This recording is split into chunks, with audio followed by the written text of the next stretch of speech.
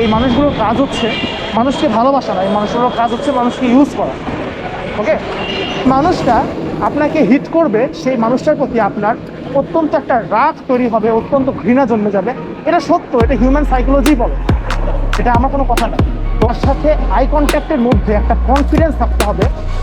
এই কনফিডেন্সটা আপনাকে অনেকখানি বুস্ট করবে। যারা আপনার ফানগুলোকে আপনার ভালোবাসাতে রূপান্তর করতে পারে, বাট তাদের সাথে কখনোই ছ্যাপলামি করতে যাবেন না, যারা আপনার ছ্যাপলামিকে মনে করে অনেক বেশি আপনি ভ্যালুলেস বা অনেক বেশি সহজলভ্য। একটা কথা বলে থাকে, আত্মসম্মান বাড়াবো কিভাবে, আমি কারোর কাছে দাম পাই না, কেউ আমাকে ভ্যালু দেয় না, এই জিনিসগুলো আমি কিভাবে গেইন আপ করবো, তো তাদের উদ্দেশ্যে ভিডিওটা করছি আমি।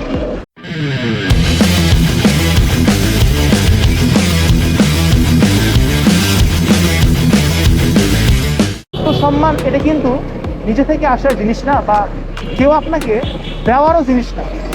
আত্মসম্মান ব্যাপারটা সম্পূর্ণ এমন একটা জিনিস যেটা আপনাকে নিজেকে গেইন করতে হবে। আপনি কীভাবে গেইন করবেন, নিশ্চয়ই সেটা আপনার কাজের মাধ্যমে গেইন করতে হবে।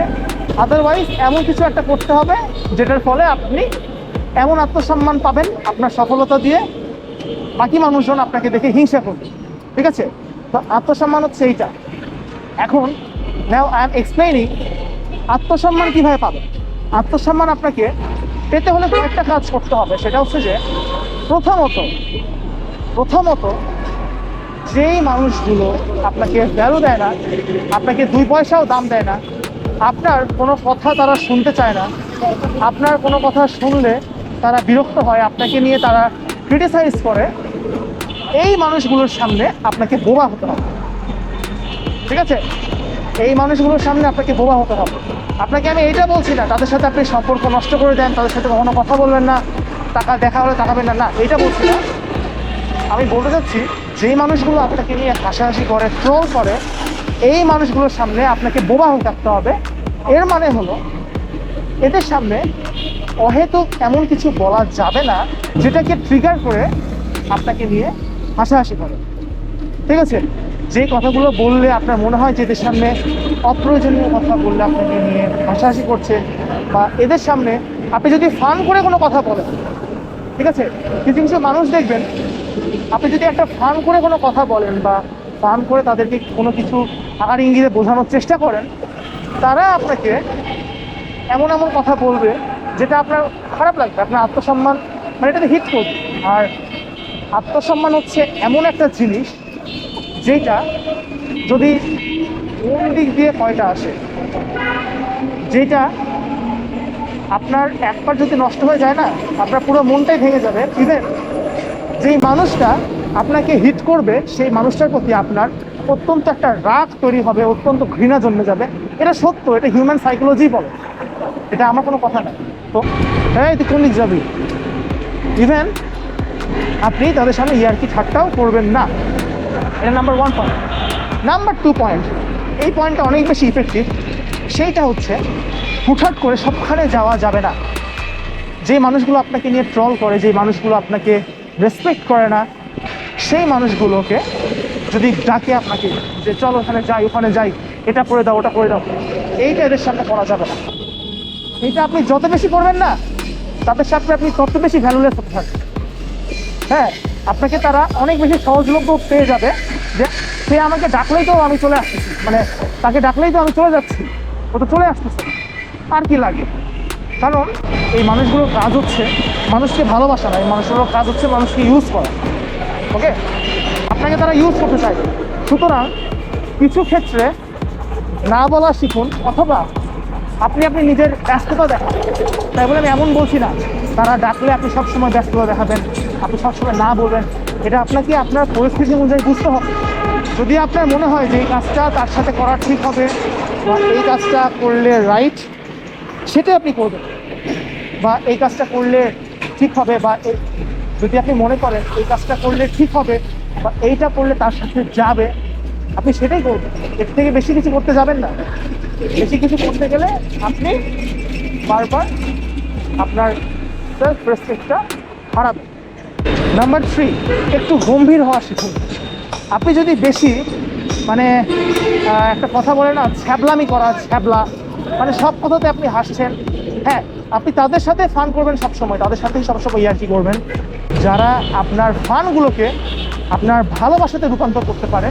বাট তাদের সাথে কখনোই ছ্যাবলামি করতে যাবেন না যারা আপনার ছ্যাবলামিকে মনে করে অনেক বেশি আপনি ভ্যালুলেস বা অনেক বেশি সহজলভ্য।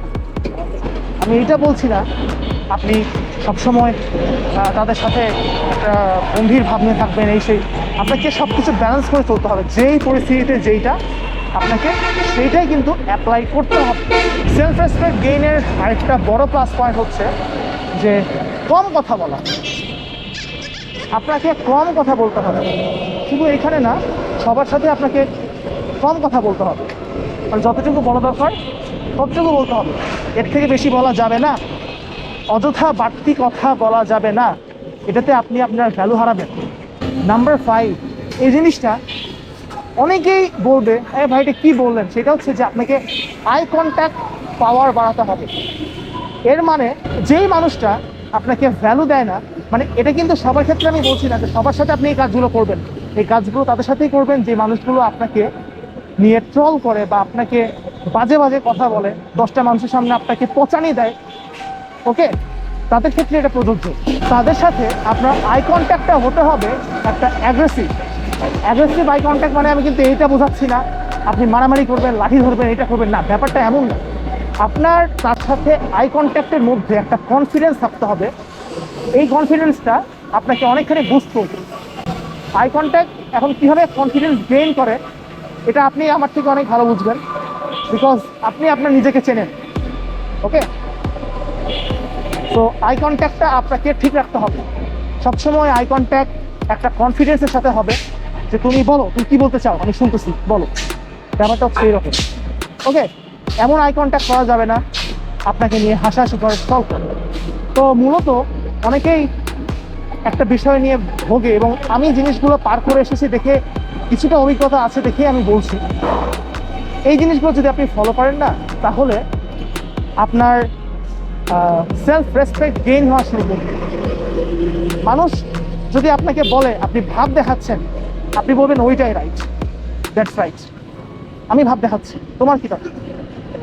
ব্যাপারটা হচ্ছে এইরকম, ওকে। দেখবেন আপনাকে নিয়ে না একটা আলোচনা করতে শুরু করেছে যে এরকম কেন, ওরকম কেন। হ্যাঁ, আমার লাইফের সাথে কিছু ঘটেছে দেখে আমি এই জিনিসগুলো শিখতে পেরেছি। সেই এক্সপিরিয়েন্সটা থেকে আপনাদের সামনে আমি আর কি এই কথাগুলো বলতে পারছি, আদারওয়াইজ না হলে আমি কথাগুলো বলতে পারতাম না। এবং এগুলো সম্পূর্ণটাই আমার নিজের লাইফ থেকে নেওয়া ঘটনা, ওকে। উপসংহার এইটাই, কনক্লুশন, যার কাছে আপনি ভালোবাসা পাবেন, যার কাছে আপনি দুটো কথা বলতে পারবেন, যে আপনার দুটো কথা শুনবে, যে আপনাকে আপন করে নিবে, তার কাছে আপনি আপনার দুর্বলতা, তার কাছে আপনি আপনার কি বলবো, এটা আপনার ছ্যাবলামি, আপনার কি বলে আর কি বলা যায় আপনার সব কিছু প্রকাশ করবে, আদারওয়াইজ না, ওকে। এটাই আর কি বলা ছিল। তো ঠিক আছে, অনেক জ্ঞান দিলাম, তাহলে আজকের মতো আমি এখান থেকে বিদায় নিচ্ছি। সবাই ভালো থাকবেন, টাটা, আল্লাহ হাফেজ।